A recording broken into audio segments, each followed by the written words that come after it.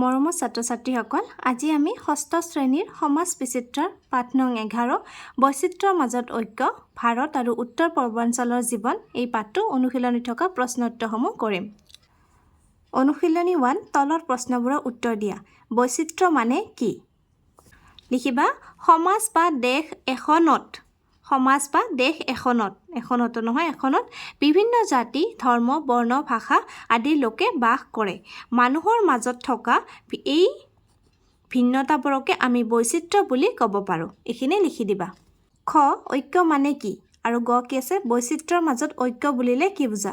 এই দুটাৰে উত্তৰ আমি একেলগে পাম, গতিকে এই দুটা একেলগে কৰি দি আছোঁ। উত্তৰ লিখিবা যেতিয়া ভিন ভিন ধৰণৰ মানুহে নিজৰ মাজত থকা পাৰ্থক্যবোৰক প্ৰাধান্য নিদি একলগ হৈ থাকে তাকে ঐক্য বা বৈচিত্ৰ্যৰ মাজত ঐক্য বুলি ক'ব পাৰি। এটাত লিখিবা তাকে ঐক্য বুলি ক'ব পাৰি আৰু এটাত একেখিনি কথাই লিখিবা বৈচিত্ৰ্যৰ মাজত ঐক্য বুলি ক'ব পাৰি। বুজিছানে কেনেকৈ লিখিব লাগিব? 2 নম্বৰ ভাৰতৰ বৈচিত্ৰ্যৰ অন্তৰালৰ কাৰকসমূহ উল্লেখ কৰা। লিখিবা 1 নম্বৰ ভৌগোলিক ভিন্নতা, 2 নম্বৰ ধৰ্মীয় ভিন্নতা আৰু 3 নম্বৰ ভাষিক ভিন্নতা। 3 নম্বৰ ভাৰতৰ ভৌগোলিক ভিন্নতাৰ উদাহৰণ দিয়া।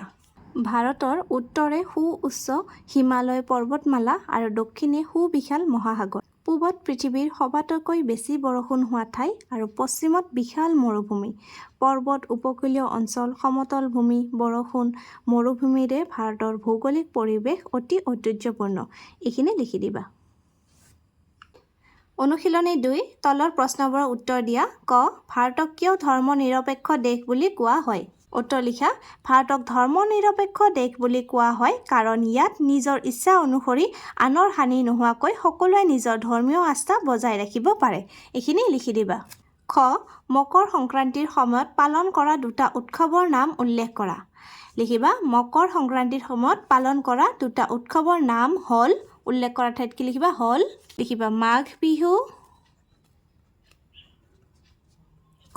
পংগল।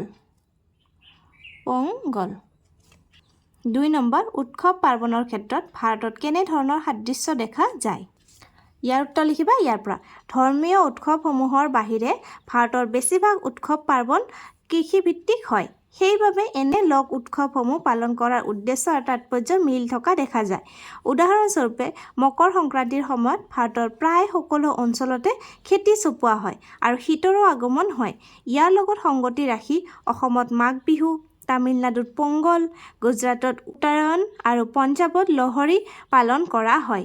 এই উৎসৱসমূহ উদযাপন কৰা পদ্ধতি, পৰিৱেশন কৰা খাদ্যৰ ধৰণ আদিৰ যথেষ্ট মিল থকা দেখা যায়।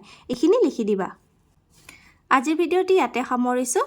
বৈচিত্ৰ্যৰ মাজত ঐক্য এই পাঠটোৰ অনুশীলনীত থকা আটাইবোৰ প্ৰশ্নৰ উত্তৰ কৰিলোঁ। আশা কৰিছোঁ তোমালোকে বুজি পাইছা। ধন্যবাদ।